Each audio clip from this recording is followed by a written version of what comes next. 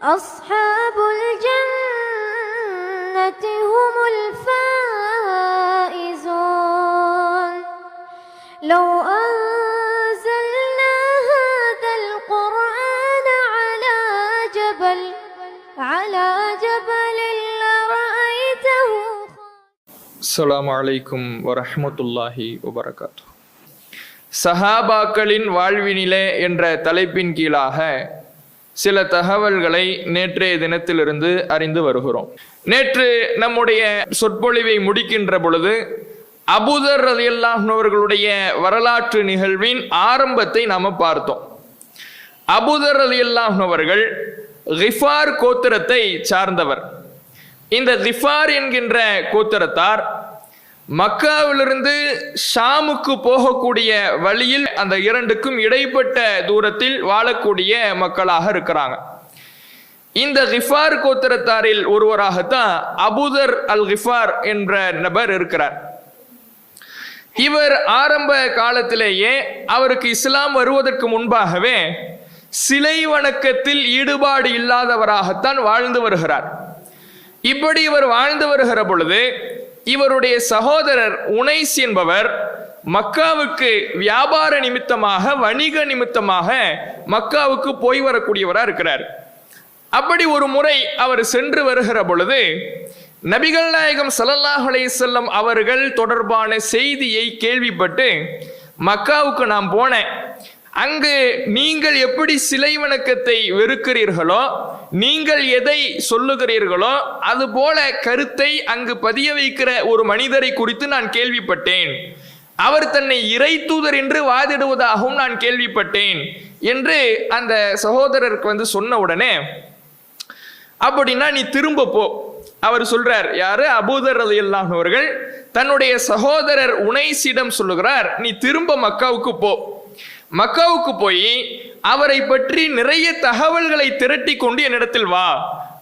அவர் என்ன சொல்லுகிறார், மக்களுக்கு எதை ஏவுகிறார், எதை விட்டு மக்களை தடுக்கிறார், அவருடைய பேச்சு எப்படி இருக்கிறது, மக்களிடத்தில் இவரை பற்றிய வரவேற்பு எப்படி இருக்கிறது, இது போன்ற தகவல்களை எல்லாம் எனக்கு கொண்டு வந்து தா அப்படின்னு அவரை திரும்ப அனுப்பி வைக்கிறார். இவர் போறார்.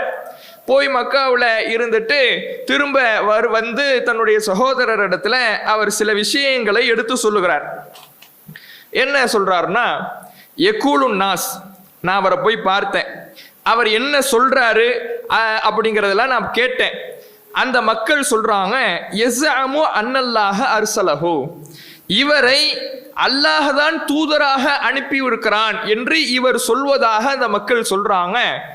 அந்த மக்கள் கூடுதலாக என்ன சொல்றாங்கன்னா, யகூலுன் நாஸ் ஷாயிர் காஹின் சாஹிர், இவர் யார் தன்னை அல்லாஹுடைய தூதர் என்று வாதிடுகிறாரோ இந்த முஹம்மத் அல்லாஹுடைய தூதர்லாம் இல்ல, அவர் ஒரு கவிஞர், தன்னுடைய கவிதை நயத்தை வைத்து சில விஷயங்களை சொல்லுகிறார், அவர் ஒரு ஜோதிடக்காரர், அவர் ஒரு சூனியக்காரர் என்று அந்த மக்கள் பேசிக்கொள்வதையெல்லாம் தன்னுடைய சகோதரரிடத்தில் எடுத்து சொல்றார்.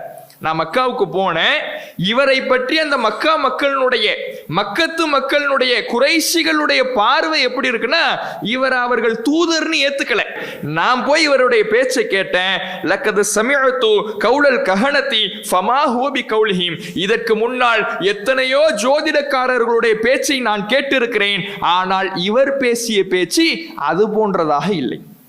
இவர் பேசின பேச்சு அந்த ஜோதிடக்காரன் பேசுகின்ற பொய்யால் புனைக்கப்பட்ட பேச்சை போன்று இல்லை.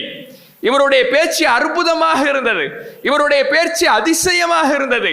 பொய்களால் புனைந்த ஜோதிடக்காரனுடைய பேச்சுக்கு ஒத்ததாக இவருடைய பேச்சு இல்லை. அதே போல வலக்கது வலஅத்து கௌலுஹு அலா அக்ராஇ ஷஅர், இந்த கிராமப்புறத்தில் எத்தனையோ கவிஞர்கள் இருக்கிறார்கள், அவர்களுடைய கவிதைகளோடு இவர் பேசிய பேச்சுக்களை, இவர் சொன்ன வார்த்தைகளை நான் ஒப்பிட்டு பார்த்தேன். நானும் ஒரு கவிஞன், அந்த உனைஸ் என்பவர் அவரும் ஒரு கவிஞர். அவர் சொல்றாரு, நானும் ஒரு கவிஞன், இந்த கிராமத்துல எத்தனையோ கவிஞர்கள் இருக்கிறார்கள், சுற்றுப்புறத்துல எத்தனையோ கவிஞர்கள் இருக்கிறார்கள், அந்த கவிஞர்களுடைய பேச்சுக்களோடு இவருடைய பேச்சை நான் ஒப்பிட்டு பார்த்துக்கிட்டே இருந்தேன்.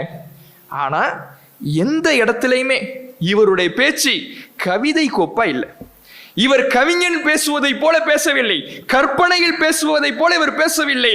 இன்னஹுல சாதிக், அல்லாஹ்வின் மீது ஆணையாக இவர் உண்மையாளர் தான். இவர் தன்னை இறை தூதர்னு சொல்றார்ல, அந்த இறை தூதர்னு இவர் சொல்வதில் இவர் உண்மையாளர். இன்னஹும் லகாதிபுன், இவரை விமர்சிப்பவர்கள், அந்த மக்கத்து மக்கள், அந்த குறைஷிகள், அந்த இவரை எதிர்க்கக்கூடிய மக்கள் இவரை கவிஞர் என்றும் சூனியக்காரர் என்றும் ஜோதிடக்காரர் என்றும் விமர்சிக்கிறார்களே, அவர்கள்தான் பொய்யர்கள். இவர் உண்மையாளர். இவருடைய பேச்சு அற்புத கருத்துக்களாக இருக்கிறது. கவிஞனுடைய உளறலை போன்றல்ல, பொய்களால் புனைக்கப்பட்ட பேச்சை போன்றல்ல, கற்பனையில் உளறுகின்ற பேச்சை போன்றல்ல, அற்புதமான அழகான கருத்துக்களாக இவர் பேசுகிறார். இவர் உண்மையாளர் தான், இவர் இறை தூதர் தான். அந்த மக்கள் தான் பொய்யர்கள். இவரை தவறாக அவதூறாக விமர்சிக்கிறார்கள். தன்னுடைய சகோதரர்கிட்ட தாம் பார்த்த தகவல்களை எல்லாம் உனைஸ் என்பவர் சமர்ப்பிக்கிறார். ஆனாலும் அபூதர் அவர்களுக்கு போதுமானதாக இல்லை. நான் கேட்ட டீட்டெயிலை நீ கொண்டு வரல, இவ்வளவு டீட்டெயில் கொண்டு வந்திருக்கிற, ஆனா எனக்கு திருப்தி இல்லை. இவரை பற்றி, முகம்மது அவர்களை பற்றி, தன்னை இறை தூதர் என்று வாதிடுவரை பற்றி எனக்கு போதுமான தகவல் கிடைக்கல, அதனால நானே போறேன் அப்படின்னு புறப்படுறார். புறப்பட்டு மக்காவுக்கு வந்துட்டார். மக்காவுக்கு வந்துட்டா இங்கே ஏற்கனவே இவரை நபிகள் நாயகம் ஸல்லல்லாஹு அலைஹி வஸல்லம் அவர்களை பொய்யர் ஜோதிடக்காரர் விமர்சிச்சு கடுமையாக எதிர்ப்பை விதைத்துக் கொண்டிருக்கிறார்கள்.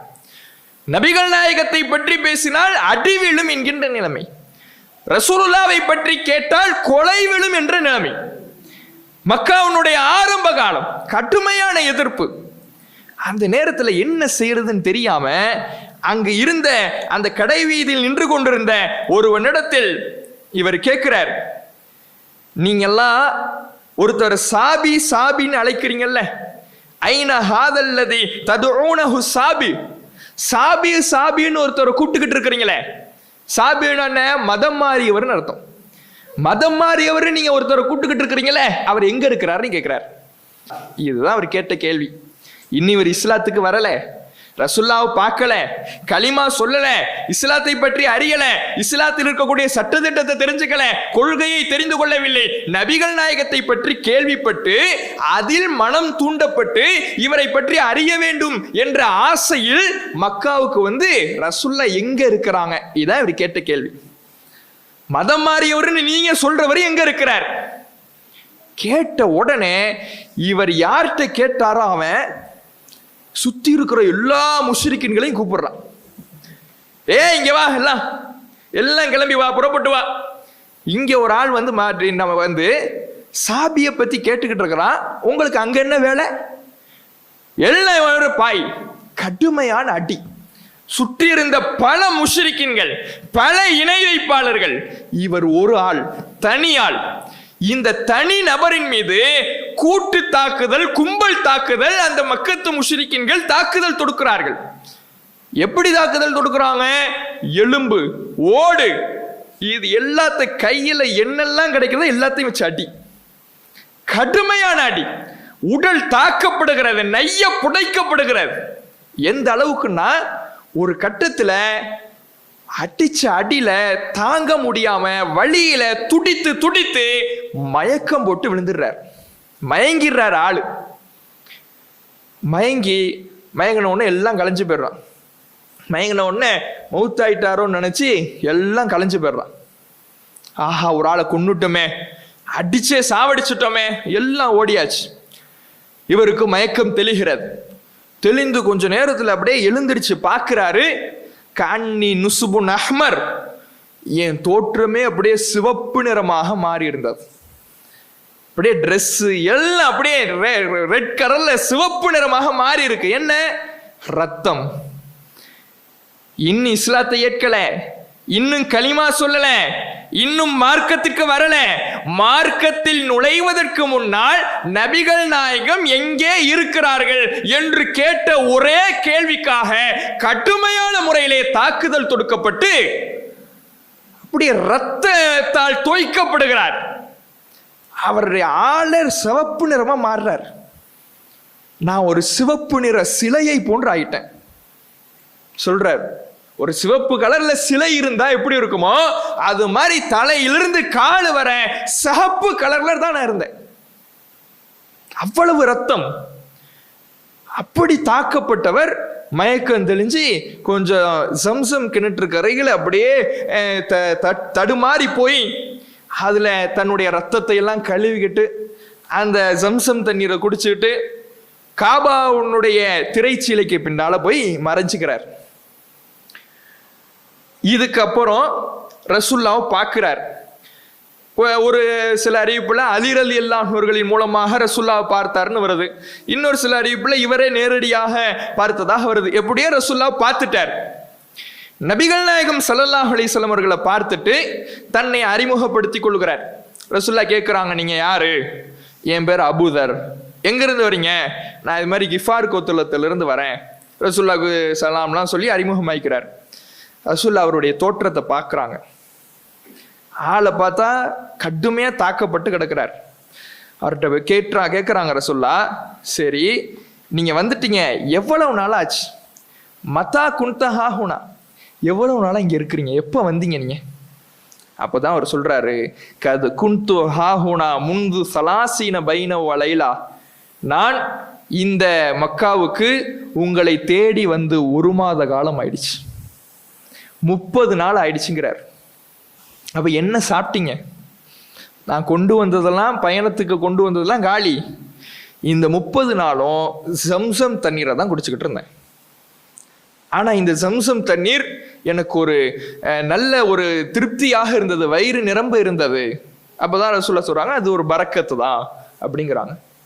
அதுக்கப்புறம் ரசூலுல்லாஹ்ட்ட இஸ்லாத்தை பத்தி கேட்கிறார். நபிகள் நாயகம் ஸல்லல்லாஹு அலைஹி வஸல்லம் அவர்கள் இஸ்லாத்தை சொல்றாங்க, கொள்கையை விவரிக்கிறார்கள். இந்த மார்க்கத்தில் ஹராமை விவரிக்கிறார்கள், ஹலாலை விவரிக்கிறார்கள், தடுக்கப்பட்டது ஏவப்பட்டது எப்படி நன்மை தீமை எல்லாத்தையும் ரசூலுல்லாஹ் அவங்களுக்கு சொல்லி கொடுக்குறாங்க. சொல்லி கொடுத்த உடனே அவர் சொல்லுகிறார், அஷ்ஹது அன் லா இலாஹ இல்லல்லாஹ் வ அஷ்ஹது அன்ன முஹம்மதர் ரசூலுல்லாஹ், அல்லாஹ்வை தவிர வேறு இறைவன் இல்லை, முஹம்மது நபி அவர்கள் அல்லாஹ்வுடைய தூதர் என்று நான் சாட்சி கூறுகிறேன்னு இஸ்லாத்துக்கு வந்துடுறார். இப்பதான் இஸ்லாத்துக்கு வரார். வந்த உடனே இவ்வளவு தாக்கப்பட்டார்ல, இவ்வளவு கொடுமைகளுக்கு ஆளாக்கப்பட்டார்ல, இஸ்லாத்துக்கு வருவதற்கு முன்னால் இஸ்லாத்தை பற்றிய ஆர்வம் உள்ளத்தில் எழுந்ததற்காக நைய புடைக்கப்பட்டார்ல, ரத்தத்தால் தோய்க்கப்பட்டார்ல, அவர் அடுத்து என்ன சொல்லியிருப்பாரு? அதான் உங்களை பார்க்க தான் வந்தேன், களிமாவை சொல்லிட்டேன், ஊரை பார்க்க நான் போறேன் சொல்லல. அவர் ரசூலுல்லாஹ் சொல்றாரு, அல்லாஹ்வுடைய தூதரே, வல்லதி பஅஸக பில் ஹக், சத்தியத்தை கொண்டு உங்களை அனுப்பிய அல்லாஹ்வின் மீது ஆணையாக, லவ் ஸர்ரிஹன்ன பிஹா பைன லஹ்ரானைஹிம், எனக்கு கிடைத்த இந்த கொள்கையை, நான் அறிந்த இந்த சத்தியத்தை, நான் அறிந்த ஏகத்துவத்தை, இறைவன் ஒருவனை மட்டுமே வணங்க வேண்டும் என்கின்ற இந்த மார்க்கத்தை, இதோ என்னை தாக்கினார்களே, என்னை அடித்தார்களே, உதைத்தார்களே, ரத்தம் சிந்த வைத்தார்களே, அவர்களுக்கு மத்தியிலே நான் பிரகடனப்படுத்திக் கொண்டே இருப்பேன். சொல்லிட்டு வெறுமனே வாயால சொல்லல, சொல்லிட்டு வெளியே வரார். எந்த இடத்துல அந்த முஷ்ரிக்கீன்கள் ஒன்று கோலும்பி இருக்கிறார்களோ அந்த இடத்துக்கு வருகிறார். வந்து எல்லாத்தையும் இவர் கூப்பிடுறார். முதல்ல வந்தப்ப இவரை பார்த்துட்டு எல்லாம் இங்க வா, இவர் ஆடி அவங்க திரட்டினா. இப்ப இவரே திரட்டுறாரு, யா மஅஷர குரைஷ், குரைஷிகளே இங்கே வாருங்கள், இன்னி அஷ்ஹது அல்லா இலாஹ இல்லல்லாஹ் வ அன்ன முஹம்மதர் ரசூலுல்லாஹ், அல்லாஹ்வை தவிர வேறு இறைவன் இல்லை, முஹம்மது நபி அவர்கள் அல்லாஹ்வுடைய தூதர் என்பதை நான் ஏற்றுக்கொண்டு விட்டேன். பிரகடனப்படுத்துகிறார், பகிரங்கப்படுத்துகிறார். தான் அறிந்த மார்க்கத்தை அந்த இடத்திலே பகிரங்கமாக தெளிவாக எடுத்துரைக்கிறார். சும்மா விடுவாங்களா? முஹம்மது எங்கேன்னு கேட்டதுக்கு தலையிலிருந்து காலு வர இரத்த வெள்ளத்தில் சிவப்பு நிறமாக மாற்றியவர்கள் இப்ப இவர் இந்த கொள்கை ஏத்துக்கிட்டாருன்னு தெரிஞ்ச உடனே சும்மா விடுவாங்களா? எல்லாம் திரும்ப அங்க இருந்தவர்கள் கூமு இலா ஹாத சாபி, என்னமோ மதம் மாறிட்டானா, அல்லாஹ் மட்டும்தான் வணங்கணும்னு சொல்றான், எல்லாம் இங்க வா, குறைஷிகள்லாம் உங்களுக்கு என்ன அங்க என்ன வேலை, இவனை கொஞ்சம் கவனிங்க. திரும்ப எல்லாரும் இவர் தனி ஆளாக இவர் மீது எல்லாம் பாய்ந்து கடுமையாக தாக்குகிறார்கள். எந்த அளவுக்கு தாக்குறாங்கன்னா இவர் சொல்றார், ஃபதுரிப்து லஅமூத, நான் மௌத்தாயிடுவேன்னு நினைச்சேன், அவ்வளவு அடிக்கப்பட்டேன். இந்த இடத்துல என் உயிர் போயிடுமோன்னு நினைச்சேன், அவ்வளவு நான் அடிக்கப்பட்டேன், அவ்வளவு சித்திரவதைக்குள்ளாக்கப்பட்டேன். அந்த நேரத்தில் என்னை அப்பாஸ் ரலியல்லாஹு அன்ஹு அவர்கள் வந்து காப்பாற்றினார். இவங்க அடிச்சுக்கிட்டு இருக்கும் பொழுது இடையில் புகுந்து என் மேல் அவர் படுத்து, என் மேல் அவர் தாங்கி அடிகளை எல்லாம் அவர் வாங்குறார். வாங்கிக்கிட்டு அந்த முஷ்ரிக்கீன்களை எச்சரித்தார், உங்களுக்கெல்லாம் கேடுதான். இவர் யாரு தெரியுமா? கிஃபார் கோத்திரத்தை சார்ந்தவர். நீங்க நாளைக்கு உங்க வியாபாரத்துக்கு நீங்க போகணும்னா இவர் கூட்டத்தை தாண்டி தான் போகணும். இவரை கொன்னுட்டீங்க, அந்த பக்கம் உங்களுக்கு வியாபாரம் செய்ய போக முடியுமா? ஜாக்கிரதையா இருந்துங்க அப்படின்னு சொன்ன உடனே தான் வியாபாரத்துக்காக எல்லாம் விட்டுட்டு போறான். இவர் ஓயல. இவருடைய உள்ளத்தில் இருந்த சத்தியம் இவருக்கு ஒரு அச்சத்தை ஏற்படுத்தவில்லை. தான் வாங்குகிற ஒவ்வொரு அடியும், தான் சிந்துகின்ற ஒவ்வொரு இரத்தமும் நாளை மறுமைக்கான முதலீடு என்பதை உணர்ந்து அடுத்த நாள் வரார், அதே இடத்துக்கு வருகிறார், அதே சொல்லுகிறார், அஷ்ஹது அல்லா இலாஹ இல்லல்லாஹ் வ அன்ன முஹம்மது ரசூலுல்லாஹ். மீண்டும் பகிரங்கப்படுத்துகிறார், மீண்டும் தாக்கப்படுகிறார், உதைக்கப்படுகிறார், சாகின்ற அளவுக்கு அடிக்கப்படுகிறார். அப்பாஸ் ரலியல்லாஹு அன்ஹு அவர்கள் வந்து காப்பாற்றுகிறார். இப்படியே 2-3 தடவை நடக்குது. கடைசியில் ரசூலுல்லாஹ் நபிகள் நாயகம் ஸல்லல்லாஹு அலைஹி வஸல்லம் அவர்கள் அவரை அழைத்து சொல்லுகிறார்கள், நாம மதீனாவுக்கு போக வேண்டியது இருக்குது, ஒன்று பண்ணுங்க. ஃபஹல் அன்த முபல்லிகுன் அன்னி கௌமக், உங்க கூட்டம் கிஃபார் கோத்திரம் இருக்குதுல, அவர்களுக்கு என் சார்பாக நீங்க போய் எடுத்து சொல்றீங்களா? என் சார்பா நீங்க அவங்களுக்கு போய் எடுத்து சொல்லுங்க. இங்கே இருக்கட்டும், இங்க நீங்க எடுத்து சொன்னது போதும், உங்க ஊருக்கு போங்க. அங்க தெரியாம சத்தியத்தை அறியாம இருக்கிறாங்கல்ல, அவர்களுக்கு என் சார்பாக நீங்கள் எடுத்து சொல்லுங்கள். அஸல்லாஹ அன் யன்ஃபஅஹும் பிக வ யஅஜுருக ஃபீஹிம், உங்களுடைய பிரச்சாரத்தின் மூலமாக அல்லாஹ் அவர்களுக்கு நேர்வழி என்ற பயனை அளிக்க கூடும். உங்களுக்கும் அவங்களுக்கு சத்தியத்தை சொன்னதுக்காக அல்லாஹ் கூலி வழங்க கூடும் அப்படின்னு நபிகள் நாயகம் ஸல்லல்லாஹு அலைஹி வஸல்லம் அவர்கள் சொன்ன உடனே தன்னுடைய ஊருக்கு போறாரு. அங்க இருக்கக்கூடிய மக்களுக்கு சத்தியத்தை சொல்லுகிறார். பாதி பேர் இவர் சொன்னதும் இஸ்லாத்திற்கு வருகிறார்கள், ஏகத்துவத்தை ஏற்றுக்கொள்ளுகிறார்கள். மிகப்பெரிய ஒரு புரட்சி ஏற்படுத்துகிறார் அந்த தன்னுடைய கூட்டத்தாருக்கு மத்தியிலே. ஏகத்துவத்தை நோக்கி மக்கள் வந்து கொண்டே இருக்கிறார்கள். மீதி இருக்கக்கூடிய பாதி பேரும் ரசூலுல்லாஹ் மதீனாவுக்கு வந்த உடனே அவர்களும் வந்துட்டாங்க. ஒரு ஆள், தனி நபர் அபூதர், அவரின் மூலமாக ஒட்டுமொத்த கிஃபார் கோத்திரமும் ஏகத்துவவாதிகளாக மாறுகிறார்கள் என்றால் எந்த அளவுக்கு அவரிடத்துல அந்த பிரச்சார தியாகம் இருந்திருக்கணும். இவர் இதோட மட்டும் இருக்கல, இவருடைய இறுதி நிலையை பத்தி சொல்றாங்க. இவர் கடைசி காலத்துல ரசூலுல்லாஹ்வுடைய மறைவுக்கெல்லாம் பிறகு ஃபத்வா கொடுக்க கூடாதுன்னு ஒரு மார்க்க தீர்ப்பு வருது. யார் மக்களுக்கு மார்க்க தீர்ப்பு கொடுக்க கூடாதுன்னு ஒரு சட்டம் அமுலுக்கு வருது. ஆனா இவர் என்ன பண்றாருன்னா, பள்ளிவாசலில் அமர்ந்து மக்களுக்கு ஃபத்வா கொடுத்துக்கிட்டு இருக்கிறார். அப்போ ஒரு எதிரில் வரா, அலம் துன்ஹானில் ஃபுத்தியா, மக்களுக்கு இது மாதிரி மார்க்க தீர்ப்பு ஃபத்வா கொடுக்க கூடாதுன்னு நீ தடுக்கப்படலையா? சட்டம் அமுல்ல இருக்குதுல்ல, நீ மட்டும் மக்களுக்கு மார்க்கத்தை சொல்லிக்கிட்டு இருக்கிற, மார்க்க சட்டத்தை தெளிவுபடுத்திக்கிட்டு இருக்கிற, இந்த ஆட்சிக்கு கட்டுப்பட மாட்டியா கேட்கிறான். அப்ப இவர் அபூதர் சொல்லுகிறார், ரக்கீபுன் அன்த அலைய, நீ சட்டத்தை போட்டுட்டு நான் உன் சட்டத்துக்கு கட்டுப்பட்டு இந்த மார்க்கத்தை மறைச்சுக்கிட்டு இருக்கிறானா இல்லையான்னு வேவு பார்க்க வந்திருக்கிறியா? ஒன்னு தெரிஞ்சுக்க, வல்லதி நஃப்ஸி பியதிஹி, என்னுடைய உயிர் எவன் கைவசம் இருக்கிறதோ அந்த அல்லாஹ் மீது ஆணையாக, லவ் வலஅதுமு சம்சாமத இலா ஹாஹுனா, இதோ இந்த பார் என் தொண்டக்குழி, இந்த தொண்டக்குழியில ஒரு கூர்மையான வாளை வைத்து நீ மிரட்டினாலும், என்ன மிரட்டினா, அலா அன் அத்துருக்க கலிமத்தன் சமிஅத்து மின் ரசூலில்லாஹ், ரசூலுல்லாஹ்ட்டிருந்து நான் கேட்ட ஒரே ஒரு வார்த்தைய நான் மக்களுக்கு சொல்லக்கூடாது, விட்டுடணும், மறைச்சிடணும், மக்களுக்கு தெளிவுபடுத்த கூடாது, விளக்கம் கொடுக்க கூடாது, மார்க்க பிரச்சாரம் செய்யக்கூடாது, ஒரு வார்த்தையை சொல்லக்கூடாதுன்னு நீ வாழ வச்சு மிரட்டினாலும் ல அன்ஃபதுஹா அந்த வாள் என் தொண்டைக்குழியிலே இறங்குவதற்கு முன்னால் நான் அதை தெளிவுபடுத்தி இருப்பேன். எவ்வளவு பெரிய மன உறுதின்னு பாருங்க. அவருக்கு இதெல்லாம் நீ சட்டம் போட்டுட்ட, நான் யாரு தெரியுமா?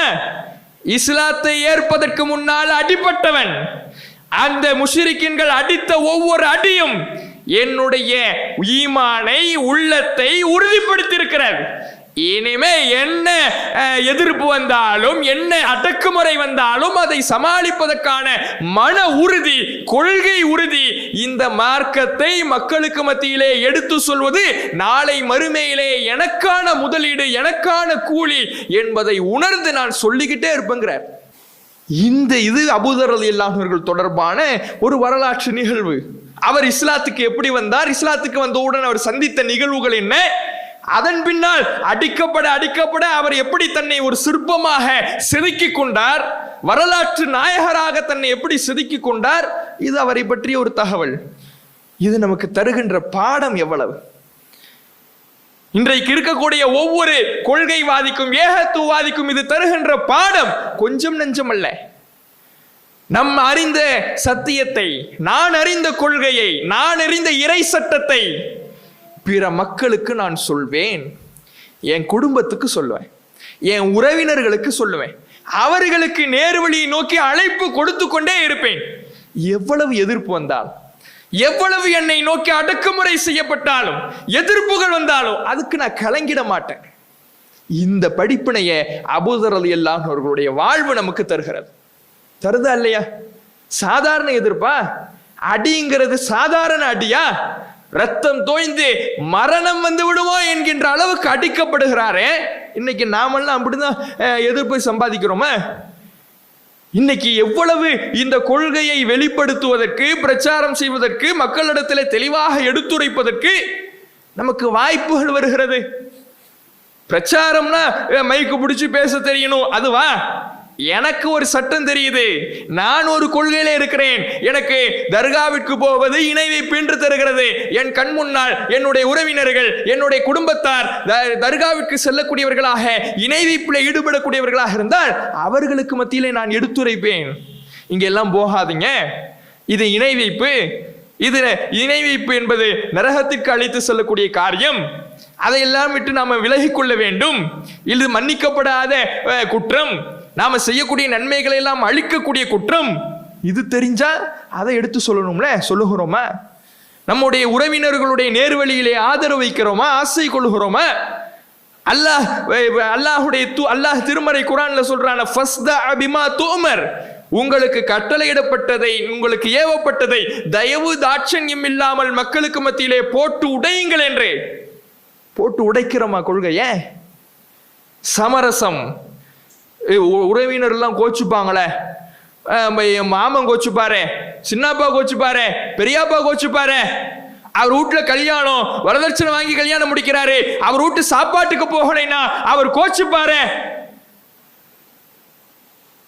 அவர் கோபித்துக் கொள்ளுகிற ஒன்றுக்காக கொள்கையை சமரசம் செய்கிறோமே, நாம எங்க அடிபட்டு உதைப்பட்டு ரத்தமாக மாறி அவருடைய உடலை ரத்தமாக காட்சியளித்தாலும் நான் இந்த கொள்கையை விட்டு கொடுக்க மாட்டேன், என் கொள்கை படித்தான் நடப்பேன், அதை இறுதி வரை எடுத்துரைத்து கொண்டே இருப்பேன் இருந்தாரே, அவர் எங்க? இதெல்லாம் நமக்கு பாடம் இல்லையா?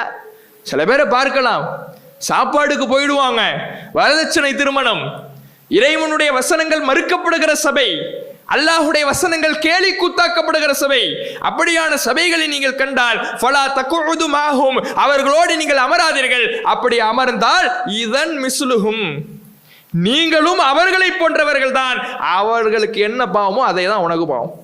அவன் வரதட்சணை வாங்கினானா, நான் போய் சாப்பிட்டுட்டு தான் வந்தேன், தால்ச்சா மட்டும் தான் சாப்பிட்டேன், கறி மட்டும் தான் சாப்பிட்டேன் சொல்ல முடியாது. அவனுக்கு என்ன பாவம் அதே தான் உனக்கு. அல்லாஹ் சொல்றான்ல. ஆனா இன்னைக்கு இந்த புறக்கணிப்பு நம்ம இடத்துல இருக்குதா? இறைவசனங்கள் மறுக்கப்படுகிற சபையில் நான் கலந்து கொள்ள மாட்டேன்.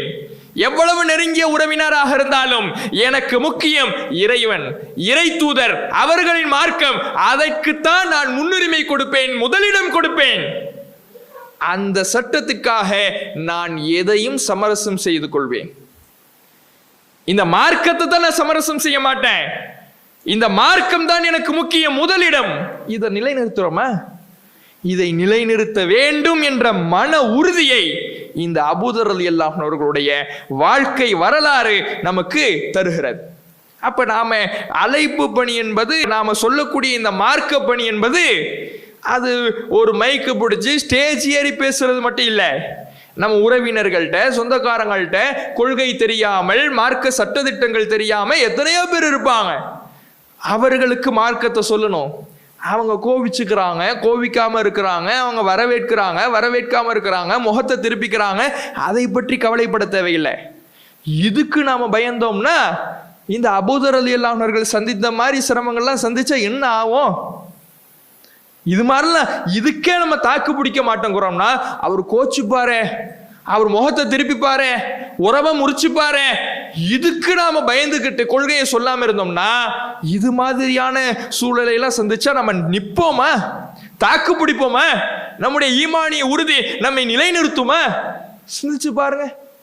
அப்ப நாம் நம்முடைய கொள்கையை எந்த நிலையிலையும் சொல்லக்கூடியவர்களாக இருக்க வேண்டும் என்பதற்கு இது மிகச்சிறந்த உதாரணமாக, எடுத்துக்காட்டாக அபூதர் ரலியல்லாஹு அன்ஹு அவர்கள் இஸ்லாத்துக்கு வந்து அவர் சந்தித்த நிகழ்வு நமக்கு காட்டுகிறார். அடுத்து லிமாம் இப்னு ஸஅலபா என்கின்ற ஒரு நபித்தோழர், இவர் இஸ்லாத்துக்கு வராரு. இவர் இஸ்லாத்துக்கு வந்து எப்படியான நிலையை சந்திக்கிறாரு, என்ன செய்யறாரு, இதையும் நாம் அறிஞ்சுக்கணும். இது நமக்கு ஒரு சிறந்த ஒரு பாடத்தை தருது.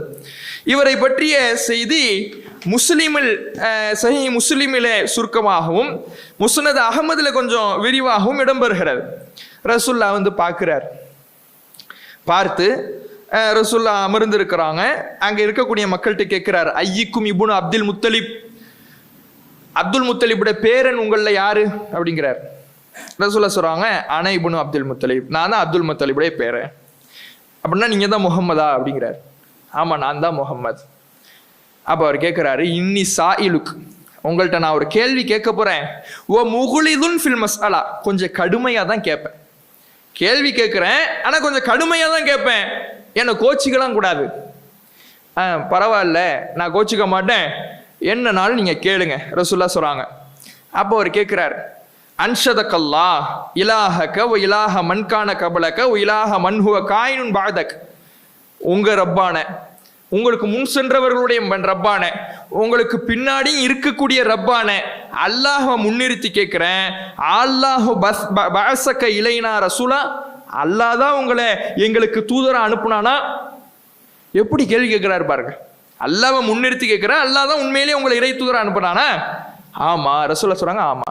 இப்படி ஒவ்வொரு கேள்வியா கேட்கிறார். அல்லாஹ் முன்னிறுத்தி கேட்கிறேன், அல்லாஹ் தான் உங்களை அனுப்பி நாங்க இணை கற்பிக்க கூடாது, சிலைகளை வழிபடக்கூடாதுன்னு ஏவ சொன்னானா? ஆமா, அல்லாஹ் தான் ஏவ சொன்னானா.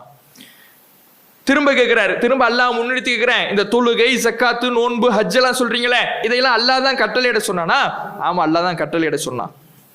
இதையெல்லாம் கேட்ட உடனே அவர் சொல்லுகிறார், இன்னி அஷ்ஹது அன் லா இலாஹ இல்லல்லாஹ் வ அஷ்ஹது அன்ன முஹம்மதர் ரசூலுல்லாஹ், அல்லாஹ்வை தவிர வேறு இறைவன் இல்லை என்பதை நான் ஏற்றுக்கொள்கிறேன், முஹம்மது நபி அவர்கள் அல்லாஹ்வுடைய தூதர் என்பதை ஏற்றுக்கொள்கிறேன். சொல்லிட்டு அடுத்து அவர் சொல்லக்கூடியதான் மிக முக்கியமாக நாம் கவனிக்க வேண்டியது. நீங்க சொன்ன இந்த மார்க்க விஷயம், சட்டத்திட்டம், கொள்கை எல்லாத்தையும் நான் இப்ப தெரிஞ்சுக்கிட்டேன். தெரிந்ததை இந்த கட்டாய கடமையான விஷயங்களை நான் கண்டிப்பாக நிறைவேற்றுவேன். நீங்க எதையெல்லாம் விட்டு எங்களை தடுக்கிறீர்களோ அதை விட்டு நான் விலகிக் கொள்வேன். நான் நீங்க என்ன சொல்லுகிறீர்களோ அதை நான் கடைபிடிப்பேன், என் வாழ்க்கையில பின்பற்றுவேன், என் வாழ்க்கையில நான் நடைமுறைப்படுத்துவேன், செய்வேன். நீங்க எதையெல்லாம் விட்டு தடுக்கிறீங்களோ அதையெல்லாம் நான் விட்டு நான் விலகிக் கொள்வேன் அப்படின்னு சொல்றார். சொல்லிட்டு தன்னுடைய கூட்டத்துக்கு போறார். இவர் பனு சாத் அப்படிங்கிற கூட்டத்தவர்களுடைய சார்பாகத்தான் ரசூலுல்லாஹ்ட்ட வந்து இது மாதிரிலாம் கேட்கிறார். அவர்களில் ஒரு தூதராக வந்து கேட்டுட்டு தன்னுடைய கூட்டத்தார்ட்டே போறார். அது ஒரு சிறிய கூட்டம், ஒரு குடும்பம் மாதிரி. அந்த கூட்டத்தார்ட்ட போன உடனே எப்படி பிரச்சாரம் செய்யறாருன்னு பாருங்க. இவர் அறிஞ்சுக்கிட்டார், சத்தியத்தை தெரிந்து கொண்டார், மார்க்கத்தை அறிந்து கொண்டார், கொள்கை விளக்கம் இருக்கிறது, சட்டத்திட்டத்தை தெரிஞ்சுக்கிட்டார். தெரிஞ்சுட்டு அங்க போன உடனே பிஸத்தில் லாத்து வல் உஸ்ஸா, லாத்து உஸ்ஸாலாம் ஒன்றும் கிடையாது, அதெல்லாம் இறைவன்லாம் கிடையாது, அதெல்லாம் கெட்டது அப்படிங்கிறார். உடனே அந்த கூட்டத்தாரிடமிருந்து வந்த பிரதிபலிப்பு பதில் என்ன தெரியுமா? மஹ்யால் லிமாம், லிமாமே நிப்பாட்டு, என்ன பேசுற? நம்முடைய கடவுள்களை என்ன திட்டுகிறாய், பேசுகிறாய், மோசம் என்று சொல்லுகிறாய்? இத்தத்தில் பரசவல் ஜுதாம், தொழுநோய் ஏற்பட்டுற போதுப்பா, எங்க கடவுளை திட்டாத, லாத்தை திட்டாத, உஸாவை திட்டாத, உனக்கு தொழுநோய் வந்துட போகுது, குஷ்ட நோய் வந்துட போகுது, இத்தக்கில் ஜுனூன், பைத்தியம் முடிச்சுக்க போகுது, எங்க கடவுள்கள் எல்லாம் உனக்கு தீங்கு செஞ்சிட போகுது, ஜாக்கிரதையா இருந்துக்கோ. எங்க கடவுளையா திட்டுற? உனக்கு தொழுநோய் வந்துடும், வாயை மூடிட்டுக்க, பெசாம இரு. இப்படி சொன்ன உடனே, மிரட்டியவுடன், தங்களுடைய கடவுள்களை வைத்து அச்சுறுத்தியவுடன் அவர் சொல்றாரு, இதெல்லாம் என்கிட்டயா நீங்க சொல்லணும்? இன்னஹுமா வல்லாஹி லா யதுர்ரானி வலா யன்ஃபான். நான் என்ன சொல்றேன் தெரியுமா? இது எந்த தீங்கும் செய்யாது, எந்த பயனும் தராது, நல்லதும் செய்யாது, கெட்டதும் செய்யாது. நான் சொல்லிக்கிட்டு இருக்கிறேன், என்கிட்ட மிரட்டுறீங்களா? இது எனக்கு பைத்தியத்தை ஏற்படுத்திடும், எனக்கு தொழுநோயை கொடுத்துரும், குஷ்ட நோயை கொடுத்துரும், என்கிட்டயே மிரட்டுறீங்க. இந்த லாத்தூசா ஒன்னும் செய்யாது, எதுக்கும் பிரோஜனம் கிடையாது, நல்லதும் செய்யாது, கெட்டதும் செய்யாது சொல்லிட்டு ரசூலா பத்தி எடுத்துரைக்கிறார். இன்னல்லாஹ பஅஸ ரசூலன், அல்லாஹ் ஒரு தூதரை அனுப்பி இருக்கிறான். வான்ஸல அலைஹி கிதாபன், ஒரு வேதத்தை கொடுத்திருக்கிறான். இஸ்தன்கதகும் மின்ஹு மிம்மா குன்தும் ஃபீஹி, நீங்க எதுல இருக்கிறீங்களோ, நீங்க எந்த வழிபாட்டில் இருக்கிறீர்களோ, சிலை வழிபாட்டில் இருக்கிறீர்களோ, அந்த சிலை வழிபாட்டிலிருந்து அந்த வேதத்தின் மூலமாக அவர் உங்களை மீட்டெடுத்துக் கொண்டிருக்கிறார். அவரை நான் நம்பிவிட்டேன், அல்லாஹ்வை தவிர வேறு இறைவன் இல்லை என்று நம்பிவிட்டேன். இப்படி சொல்லிட்டு ரசூல்லா சொல்லி கொடுத்த, நபிகள் நாயகம் கட்டளையிட்ட, நபிகள் நாயகம் தடுத்த அந்த மார்க்க விஷயங்கள் எல்லாம் அவர்களுக்கு ஒன்றின் பின் ஒன்றாக அப்படியே பிரச்சாரம் பயான் செய்கிறார். அடுத்தடுத்து எடுத்து குறைத்துக் கொண்டே இருக்கிறார், அழைப்பு பணி செய்து கொண்டே இருக்கிறார். இதனால என்ன விளைவு தெரியுமா? அவரை சுற்றி இருந்த அவருடைய அந்த கூட்டத்தார் ஒருவர் மீதம் இல்லாம எல்லாமே முஸ்லீம் ஆகிடுறாங்க, எல்லாமே இஸ்லாத்துக்கு வந்துடுறாங்க. லாத்து உஸாவை பற்றி பேசிய பொழுது, அந்த லாத்து உஸா உனக்கு தொழுநோயை கொடுத்துடும், குஷ்ட நோயை கொடுத்துடும் மிரட்டியவர்கள், இவர் பிரச்சாரம் செய்ய செய்ய செய்ய அதை கேட்டு கேட்டு கேட்டு அன்னைக்கு மாலை ஆகிறதுக்குள்ளேயே ஒரு நாளில் எவ்வளவு பெரிய மாற்றம்னு பாருங்க, எவ்வளவு பெரிய ஒரு புரட்சி நிகழ்த்துகிறார். சொல்வது நம்முடைய கடமை, அல்லாஹ் எப்படியும் ஒரு புரட்சிகரமான மாற்றத்தை உண்டாக்குவான். அதற்கு இவர் எடுத்துக்காட்டு. நாம சொல்லவே மாட்டேங்கிறோமே, சொல்வதற்கு தயங்குகிறோமே. இவங்கள்ட்ட எல்லாம் சொன்னா முகம் கொடுத்து பேசுவாங்களா? இவங்கள்ட்ட எல்லாம் சொல்லிட்டா காது கொடுத்து கேட்பாங்களா? நம்ம சொன்னா முகத்தை திருப்பிக்கிட்டு போயிட்டா என்ன ஆகிறது? உறவை முடிச்சுக்கிட்டு போயிட்டா என்ன ஆகிறது? மாமா பேசாம போயிட்டா என்ன ஆகிறது? மாமா பேசலைன்னா நம்முடைய தாய் கோச்சுப்பாங்களே, தாய் கோச்சுக்கிட்டா நாம என்ன பண்றது? இப்படில இருக்கிறோம். உறவுகளை வைத்து பயந்து கொண்டிருந்தால் சத்தியத்தை நிலைநாட்ட முடியாது. உறவுகளை பேண சொல்லுகிற மார்க்கம் இஸ்லாம்.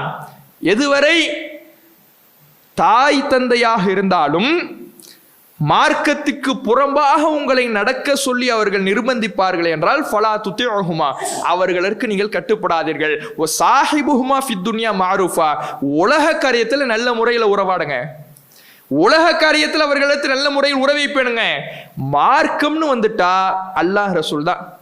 அங்க உறவினர்களாச்சே கோச்சுப்பாங்களே, அவங்க மூஞ்ச திருப்பிங்கப்பாங்களே, அவங்க கேட்காம போயிடுவாங்களே, இதை பார்க்க கூடாது.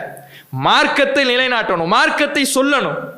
அதற்கு ஒரு சிறந்த எடுத்துக்காட்டு இதுல இவருடைய இந்த வரலாற்று இந்த நிகழ்வுகள்ல இன்னொரு பாடம் இருக்கு. இவருக்கு இருந்த அக்கறையை பாருங்களேன். இவர் அறிஞ்சிட்டு இவர் அந்த லாத்தூசா வழிபாட்டிலிருந்து, சிலை வழிபாட்டிலிருந்து மீண்டி நரகத்தினுடைய பாதையிலிருந்து விடுபட்டு சொர்க்கத்தை நோக்கி பயணிப்பவராக மாறிட்டார். பேசாம இருந்தாரா? தான் சமுதாயம் நரகத்தை நோக்கி போய்கிட்டு இருக்குதே, ஏன் சமுதாயம் இன்னும் லாத்தூசால இருந்து மீளலைய? நான் எந்த குடும்பத்தை, எந்த கூட்டத்தை சார்ந்தவனோ அந்த கூட்டம் இன்னும் மீளாம லாத்தூசா வழிபாட்டில் இருக்குதே என்று சமுதாய அக்கறை அவருக்கு இருந்துச்சுல. ஏன் சமுதாயத்தை நான் மீட்டெடுக்கணும்? ஏன் கண்ணு முன்னால இந்த லாத்தூசா வணங்கிக்கிட்டு இருக்கிறாங்களே, நான் எதை நரகத்திற்குரிய காரியம்னு சொல்றேனோ அதை நோக்கி போய்கிட்டு இருக்கிறாங்களே, இறைவன் நிரந்தர நரகம் என்று எதற்கு வாக்களிக்கிறானோ அதை நோக்கி சென்று கொண்டிருக்கிறார்களே, நான் அறிந்த சத்தியத்தை இந்த மக்கள் எப்போது அறிவார்கள்? அதை நான் தான் சொல்ல வேண்டும் என்று அந்த சமுதாயத்தின் மீது உள்ள அக்கறை. இதுதான் அழைப்பு பணிக்கு, மக்களின் மீது உள்ள அக்கறைக்கு முதல் அக்கறை. நம்ம தாயின் மேல எவ்வளவு பாசமா இருக்கலாம், தகப்பனின் மீது எவ்வளவு பாசமா இருக்கலாம், பெத்த பிள்ளை மீது எவ்வளவு பாசமா இருக்கலாம், சொந்தக்காரங்க மூலம் பாசமா இருக்கலாம். முதல் பாசம் என்ன தெரியுமா? இவங்க நரகத்துக்கு போய் விழுந்துடக்கூடாது. அந்த எண்ணம் தான் முதல் பாசம். இவங்க ஹராமை செய்து மார்க்கத்திற்கு புறம்பாக நடந்து நாளை மறுமையிலே இறைவனிடத்தில் குற்றவாளியாக நிறுத்தப்பட்டுடக்கூடாது. அந்த எண்ணம் தான் பாசத்தில் உச்சக்கட்ட பாசம். ரசூலுல்லாஹ் பத்தி அதானே அல்லாஹ் சொல்றான், ஃபலஅல்லக பாஹிஉன் நஃப்ஸக இல்லம் யுமினு பிஹாதல் ஹதீஸி அஸஃபா. நபியே, இந்த மக்கள் உங்களை ஏற்க மறுக்கிறார்கள், இந்த மார்க்கத்தை ஏற்க மறுக்கிறார்கள் என்று கவலைப்பட்டு உங்களை நீங்களே அழிச்சுக்குவீங்க போல இருக்கே. ரசூலுல்லாஹ் பத்தி அல்லாஹ் சொல்றான். நபிகள் நாயகம் இந்த சமுதாயத்தின் மீது எவ்வளவு அக்கறை வைத்திருந்தாங்கன்னா, இந்த மக்கள் எப்போது ஏற்றுக்கொள்வார்கள், இல்லை இந்த சிலை வழிபாட்டிலே இருந்து நாளை நரகத்திற்குரியவர்களாக ஆகிவிடுவார்களா, நான் இவர்களை மீட்டெடுக்க வேண்டுமே, இவர்களுக்கு நேர்வழியை சொல்ல வேண்டுமே, இவர்கள் ஏற்றுக்கொள்ள வேண்டுமே, சுவனத்தை நோக்கி என்னோடு அனைவரும் கூட்டாகி பயணிக்க வேண்டுமே என்ற கவலை ரசூலுல்லாஹ்வுடைய உள்ளத்தில் இருந்துகிட்டே இருந்துச்சு. அது ஒவ்வொரு மூமினுடைய ஒவ்வொரு முஸ்லீமுடைய உள்ளத்திலே இருக்கணும். நான் ஒன்றை சரி காணுகிறேன், ஒன்றை தவறு என்கின்றேன், மார்க்கத்துக்கு புறம்பான காரியம் என்கின்றேன், மார்க்கத்துக்கு புறம்பான திருமணம் என்கின்றேன், பெரும்பாவங்கள் என்று நபிகள் நாயகம் சொன்னதை விளங்கி நான் வட்டியிலிருந்து மீளுகிறேன். ஆனா என் குடும்பம், என் உறவினர்கள் அந்த பாவத்தில் மூழ்கி கொண்டிருக்கிறார்களே, இந்த கவலை ஒவ்வொரு முஸ்லிமிடத்திலும் இருக்கணும். அதுதான் உண்மையான பாசம். உண்மையான பாசம் இந்த உலக ரீதியான பாசத்தை விட என் குடும்பம், என் தாய், என் தகப்பன், என் மனைவி, என்னுடைய கணவன், என் பிள்ளை, என்னுடைய சகோதரன், என்னுடைய சகோதரி, என்னுடைய மாமா, மச்சான் எல்லாம் மறுமையில குற்றவாளியா நின்றுடக்கூடாதுங்கிற எண்ணம் இருக்குதே, அதுதான் உண்மையாக நாம் வைக்கக்கூடிய பாசம். அந்த பாசத்திற்கு எடுத்துக்காட்டாக இந்த இமாம் ரலியல்லாஹு அன்ஹு இருக்கிறார். நான் மீண்டும் மட்டும் போதாது, நான் சொர்க்கத்தை நோக்கி பயணிச்சா மட்டும் போதாது, என் கூட்டம் வரணும். அதற்காக நான் போய் சொல்லிக்கிட்டே இருக்கிறேன். சொல்லி அவர் நினைச்சதுல வென்றும் காட்டுகிறார். எல்லாமே முஸ்லிமா மாறிடுறாங்க. அப்ப இந்த ஒரு பாடத்தை, சமுதாய அக்கறையை இந்த இமாம் ரலியல்லாஹு அன்ஹுடைய வாழ்க்கை வரலாறு நமக்கு காட்டி தருகிறது. அடுத்ததாக மிக முக்கியமாக நாம பார்க்க வேண்டிய செய்தி, இதுவரை ஒவ்வொரு நபித்தோழர்களை பற்றி நாம அறிந்தோம்.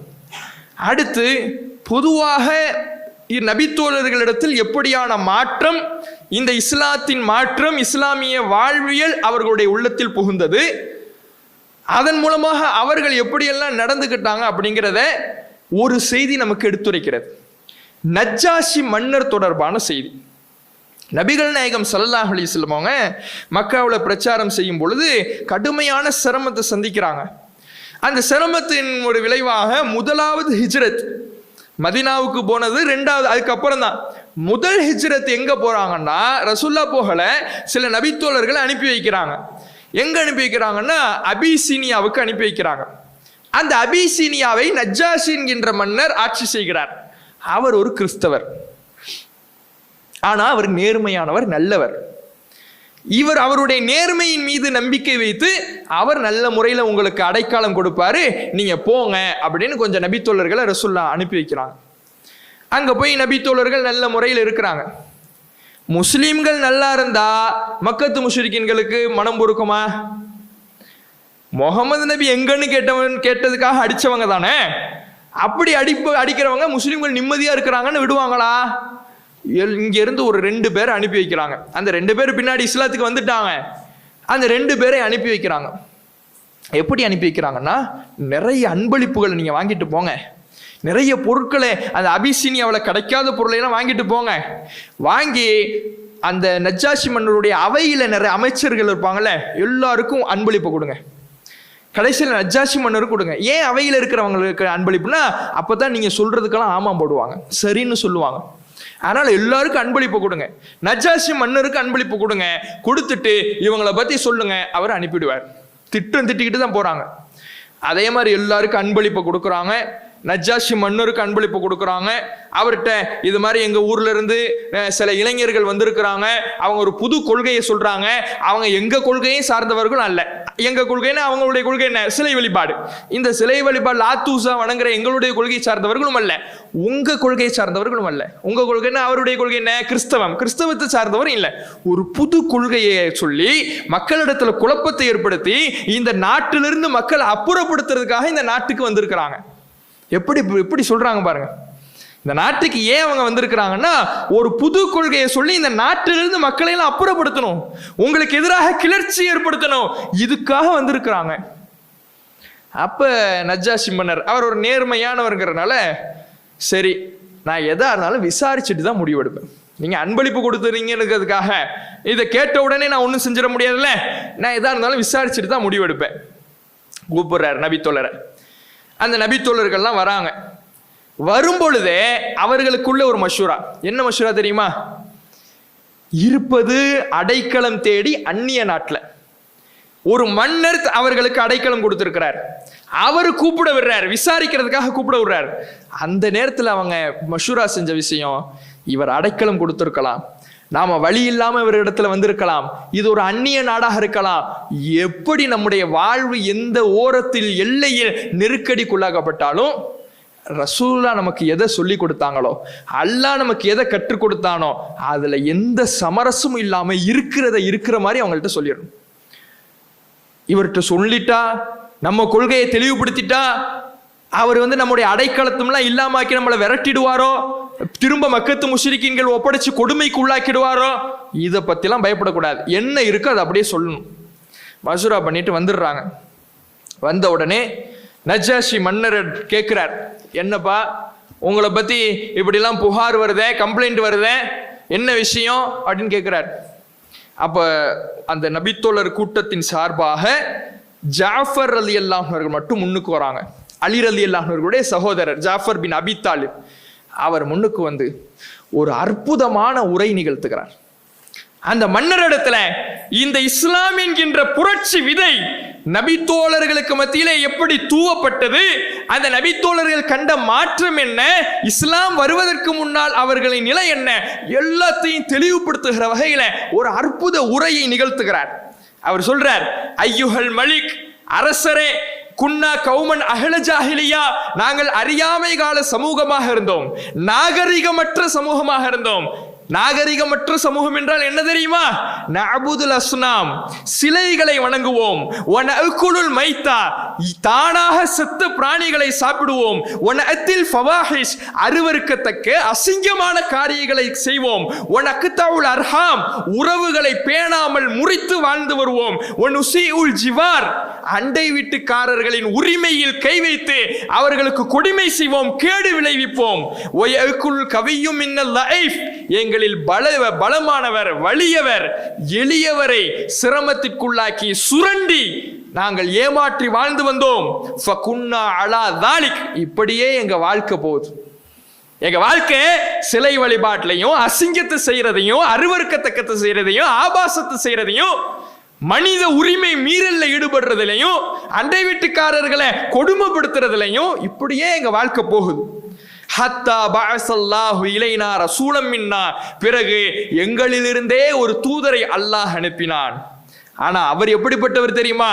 நஅரிஃபு நஸபஹு வஸித்கஹு வஅமானத்தஹு வஅஃபாஃபஹு, இதற்கு முன்பே அவர் நல்லவர் என்றும், அவர் அமானிதத்தை பேணுபவர் என்றும், உண்மையாளர் என்றும், சுயமரியாதை மிக்கவர் என்றும் நாங்கள் அறிந்திருந்தோம். அத்தகைய ஒரு மனிதரை அல்லாஹ் எங்களுக்கு அனுப்பினான். ஃபதஆனா இலல்லாஹி லினுவஹிதஹு வநஅபுதஹு வநஹ்லஅ மா குன்னா நஅபுது நஹ்னு வ ஆபாஉனா மினல் ஹிஜாரத்தி வல் அவ்சான். அவர் எங்களை அழைத்தார். எதை நோக்கி? அல்லாஹ் ஒருவனை மட்டுமே வணங்க வேண்டும், அவனை மட்டுமே வழிபட வேண்டும், அவன் ஒருவனை லா இலாஹ இல்லல்லாஹ் என்று சொல்ல வேண்டும்.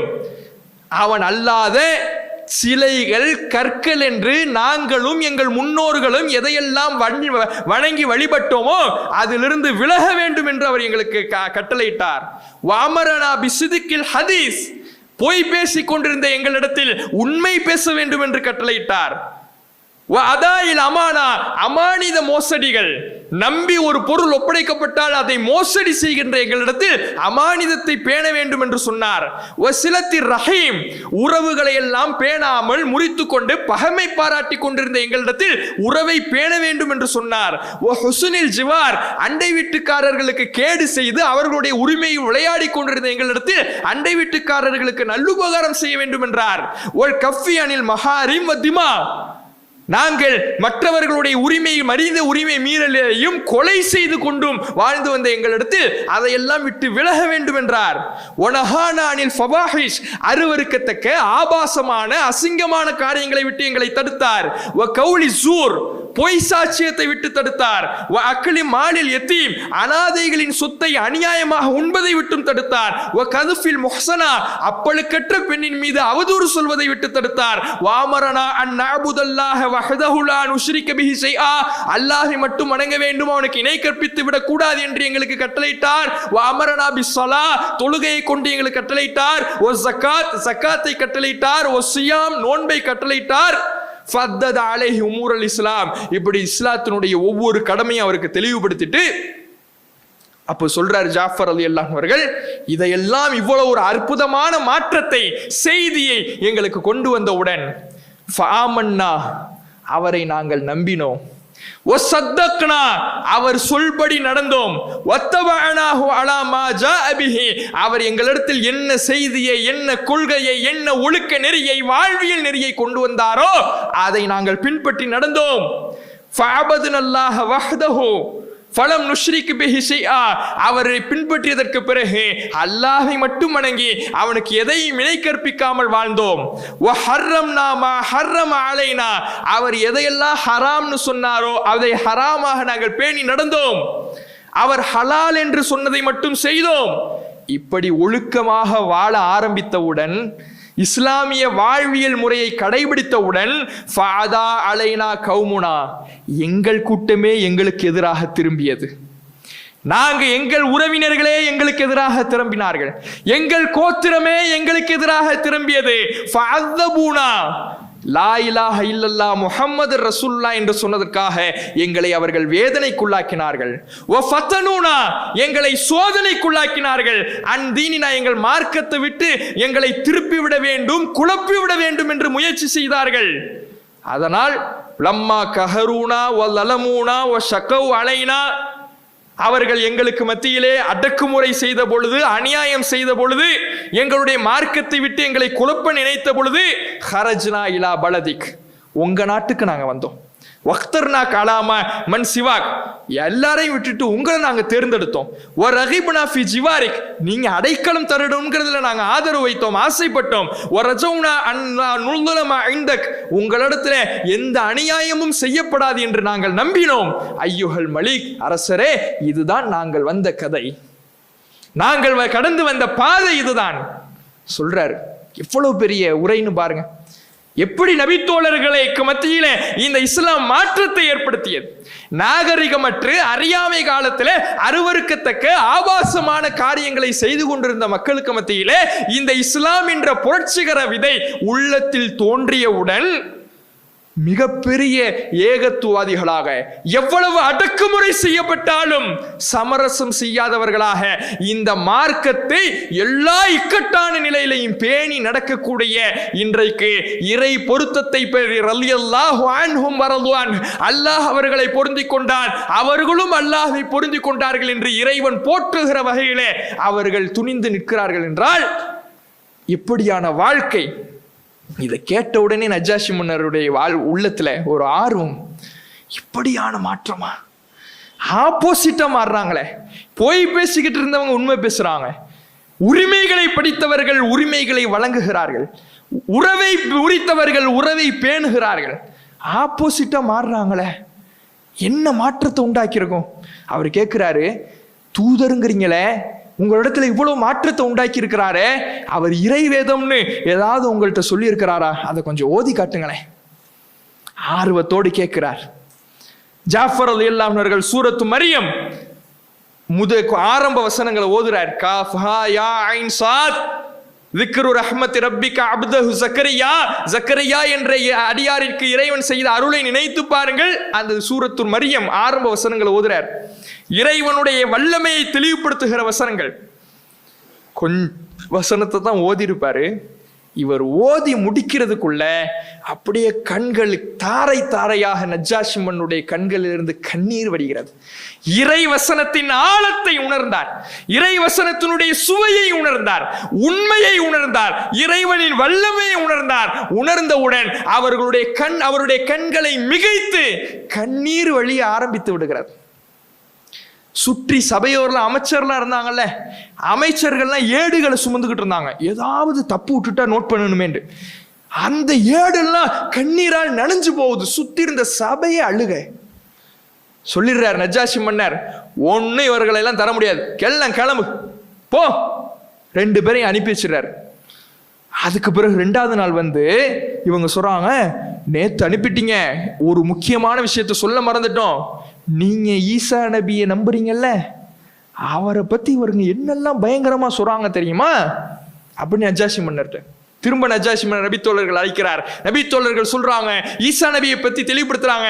அவர் அல்லாஹ்வின் அடியார், தூதர். தெளிவுபடுத்தின உடனே நஜ்ஜாஷி மன்னர் சொல்றாரு, ஒரு குச்சியை கீழே எடுக்கிறார், சின்ன குச்சி எடுத்துட்டு, இவர்கள் சொன்னதுதான் இந்த மார்க்கத்தில் ஈசா நபியினுடைய அந்த ஒரு கிறிஸ்தவர். ஈசா நபிக்கு, ஈசா அவர்களுக்கு இவர்கள் சொன்னாங்கல்ல அல்லாஹுடைய அடியார், அல்லாஹுடைய தூதர்னே, அதை தாண்டி இந்த குச்சி அளவுக்கு கூட அவருக்கு மேன்மை அந்தஸ்து கிடையாது. அப்படின்னா என்ன அர்த்தம்? அவருக்கு கடவுள் தன்மை கிடையாது, அவருக்கு இறைத்தன்மை கிடையாது, அவர் அடியார் தான், இறை தூதர் தான் என்பதை அந்த நேரத்தில் ஒப்புக்கொண்ட உடனே சுற்றி இருந்த சபை, ஏன்னா கிறிஸ்தவ நாடு, அமைச்சர்கள் கிறிஸ்தவர்கள் சலனமாக மாறுகிறது.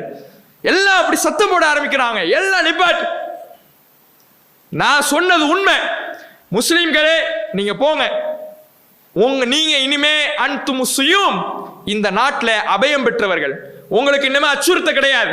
மண் சம்பக்கும் குரிமை, உங்களை எவனாவது இந்த நாட்டில் திட்டுனான்னா அவனுக்கு அபராதம் போடப்படும், அவனுக்கு ஃபைனு, அவனுக்கு அபராதம். நிம்மதியா நீங்க போங்க, நிம்மதியா வாழுங்க. மலை அளவு தங்கத்தை நீங்க கொடுத்தாலும் இந்த மக்கள்ல இருந்து ஒரு ஆளை நான் நோவினைப்படுத்த மாட்டேன். இந்த அன்பளிப்பை எடுத்துட்டு திருப்ப போங்க. அமைச்சர்களுக்கெல்லாம் கட்டளையிடுறார், யாரெல்லாம் அன்பளிப்பு வாங்கினீங்களோ எல்லாம் கொடுத்து அனுப்புறீங்க, முகத்துல தூக்கி வீசுங்க, அனுப்பி வைக்கிறார். எவ்வளவு பெரிய மாற்றம் பாருங்க. குர்ஆன் ஏற்படுத்திய மாற்றம், நபி தோழர்களிடத்தில் ஏற்பட்ட வாழ்வியல் மாற்றமும், நஜ்ஜாஷி மன்னரிடத்தில் ஏற்பட்ட மாற்றமும், குர்ஆனால் ஏற்பட்ட மாற்றம். இன்றைக்கு நமக்கு குர்ஆன் மாற்றத்தை ஏற்படுத்துதா? அல்லாஹ் கேட்கிறானே, லவ் அன்ஸல்னா ஹாதல் குர்ஆன அலா ஜபல், இந்த குர்ஆனை ஒரு மலையின் மீது நாம் இறக்கியிருந்தால் கூட லரஐதஹு ஹாஷியம் முத்தஸத்தியம் மின் கஷியத்தில்லாஹ், அது இறையச்சத்தை பற்றி வெடித்து சிதறி போயிருக்கும். மலை ஜடமாக உயிரற்று அறிவற்று இருக்கக்கூடிய ஒரு மலை, அந்த மலை கூட சிதறி போயிருக்குமே. நீங்க எல்லாம் படிப்பின மர பண்ணீங்களா? குர்ஆனை உங்களுக்கு தந்திருக்கிறேனே, இறையச்சத்தை பெற மாட்டீங்களா? இறையச்சத்தோடு உணர வேண்டும். குர்ஆனுடைய கருத்துக்களை சும்மா படிச்சோம், ஃபேஸ்புக்ல போஸ்ட் போட்டோம், ஸ்டேட்டஸ் வச்சோம், பிக்சர் போட்டோம், இப்படி கடந்து போவதற்கல்ல. கருத்துக்கள் உணரப்பட வேண்டும், உள்வாங்கப்பட வேண்டும், திரும்ப திரும்ப படிக்கப்பட வேண்டும், திரும்ப திரும்ப உள்வாங்கப்பட வேண்டும். அது திரும்ப திரும்ப அறியப்படுகிற பொழுது அது நம்முடைய உள்ளத்தில் இறையச்சத்தை உண்டாக்கும். அந்த மாற்றம் தான் இப்போது நாம் பார்த்த இத்தனை நபித்தோழர்களுக்கும். எல்லா நபித்தோழர்களும் இந்த இஸ்லாத்துக்குள்ள வந்தாங்கன்னா மிரட்டி வரல, கடுமை காட்டி வரல, குர்ஆனின் கருத்துக்களை கேட்டு நபிகளாருடைய அணுகுமுறையை பார்த்து அவர்கள் இந்த மார்க்கத்தை ஏற்றுக்கொண்டார்கள். இந்த மார்க்கத்தை ஏற்றுக்கொண்டவர்கள் அவ்வளவு தியாகத்தை செஞ்சாங்க, அவ்வளவு சிரமத்தை செஞ்சாங்க. நாமளும் ரசூலுல்லாஹ் காலத்தில் இருந்திருந்தா இப்படி எல்லாம் செஞ்சிருப்போமோ, இவ்வளவு தியாக செம்மல்களாக மாறி இருப்போமோ என்று சில கேள்விகள் அன்றைய காலத்திலே தோன்றியது. அதற்கு நபித்தோழர்கள் ஒரு பதிலை சொன்னார்கள். அந்த பதில் என்ன? அவர்கள் எவ்வளவு இந்த மார்க்க பற்று இருந்தது, மறுமை பற்று இருந்தது, உலக பற்று உலக மோகம் இல்லாமல் இருந்தார்கள் என்ற தகவல்களை, வரலாற்று நிகழ்வுகளை இன்ஷா அல்லாஹ்